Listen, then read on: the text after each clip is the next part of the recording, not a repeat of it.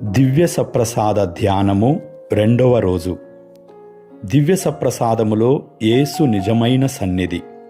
క్రీస్తునందు ప్రియులారా, పునీత మత్తయి వ్రాసిన సువార్త 26వ అధ్యాయం 26వ వచనం నుండి 28వ వచనం వరకు ఆలకించుదాం. వారు భుజించుచుండగా యేసు రొట్టెనందుకొని ఆశీర్వదించి త్రుంచి తన శిష్యులకు ఇచ్చుచు, దీనిని మీరు తీసుకొని భుజింపుడు, ఇది నా శరీరము అనెను. తరువాత ఆయన ఒక పాత్రను అందుకొని కృతజ్ఞతా స్తోత్రాలు చెల్లించి వారికిచ్చి, దీనిలోనిది మీరందరూ త్రాగుడు, ఇది అనేకుల పాప పరిహారమునకై చిందబడనున్న నిబంధన యొక్క నా రక్తము. క్రీస్తునందు ప్రియులారా, దివ్య సప్రసాదములో మనం కేవలం ఒక రొట్టెను లేదా ఒక గుర్తును స్వీకరించడం లేదు. మనం స్వీకరిస్తున్నది సజీవుడైన ప్రభువైన యేసుక్రీస్తునే. కడరా భోజన సమయములో యేసు ఇది నా శరీరమును సూచిస్తుంది అని చెప్పలేదు. ఇది నా శరీరము, ఇది నా రక్తము అని స్పష్టంగా ప్రకటించాడు. అందుకే కథోలిక శ్రీసభ దివ్య సప్రసాదములో యేసు నిజంగా, వాస్తవంగా, సంపూర్ణముగా సన్నిధి అయి ఉన్నారని విశ్వసిస్తుంది. ప్రియులారా, మనం దివ్య సప్రసాదాన్ని స్వీకరించినప్పుడు పరలోక రాజైన యేసు మన హృదయంలో నివసించడానికి వస్తున్నాడని గుర్తించాలి. మన బలహీనతలను బలంగా, మన దుఃఖాన్ని ఆనందంగా, మన భయాన్ని ధైర్యంగా మార్చే శక్తి ఆయనలో మాత్రమే ఉంది. అయితే ఈ గొప్ప వరాన్ని స్వీకరించడానికి మన హృదయం సిద్ధంగా ఉండాలి. ప్రార్థన ద్వారా, పశ్చాత్తాపము ద్వారా, పాప సంకీర్తనము ద్వారా పరిశుద్ధ హృదయముతో ప్రభువును ఆహ్వానించాలి. యేసు మనలో నివసించినప్పుడు మన ఆలోచనలు, మన మాటలు, మన క్రియలు కూడా ఆయనను ప్రతిబింబించాలి. ప్రతి దివ్యబలి తరువాత కొన్ని నిమిషాలు నిశ్శబ్దంగా యేసుతో మాట్లాడాలి.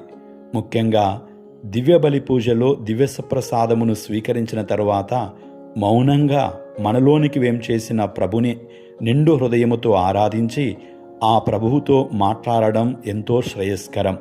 ప్రియులారా, మన ప్రార్థనలో, ప్రభువా, నీవు నా హృదయంలో ఉన్నావు, నా జీవితాన్ని మార్చండి అని చెప్పండి. ఆ క్షణాలు మన ఆత్మీయ జీవితానికి గొప్ప వరంగా ఉంటుంది.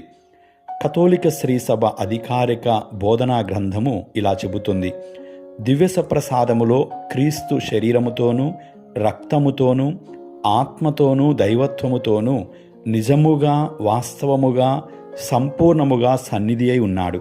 అందువల్ల దివ్య సప్రసాదానికి మనం అత్యున్నత గౌరవం, భక్తి, ఆరాధన చూపాలి. ఇది కేవలం పవిత్ర వస్తువు కాదు, ఇది సజీవుడైన యేసుక్రీస్తు ప్రభువే. క్రీస్తునందు ప్రియులారా, కథోలిక శ్రీసభ చరిత్రలో జరిగిన సంఘటన ధ్యానించుదాం. ఇటలీ దేశంలో 8వ శతాబ్దంలో జరిగిన సంఘటన. ఒక యాజకుడు దివ్య సప్రసాదములో యేసు నిజమైన సన్నిధి గురించి సందేహపడుచున్నాడు. ఆయన దివ్యబలి అర్పిస్తున్న సమయంలో అభిషేకం తరువాత రొట్టె నిజమైన మాంసంగా, ద్రాక్షరసం నిజమైన రక్తంగా మారాయి. ఈ అద్భుతాన్ని అనేక మంది ప్రత్యక్షంగా చూశారు. తరువాత జరిగిన శాస్త్రీయ పరిశోధనల్లో ఆ మాంసం మానవ గుండె కండర కణజాలమని, ఆ రక్తం AB రక్త గ్రూపు అని గుర్తించారు.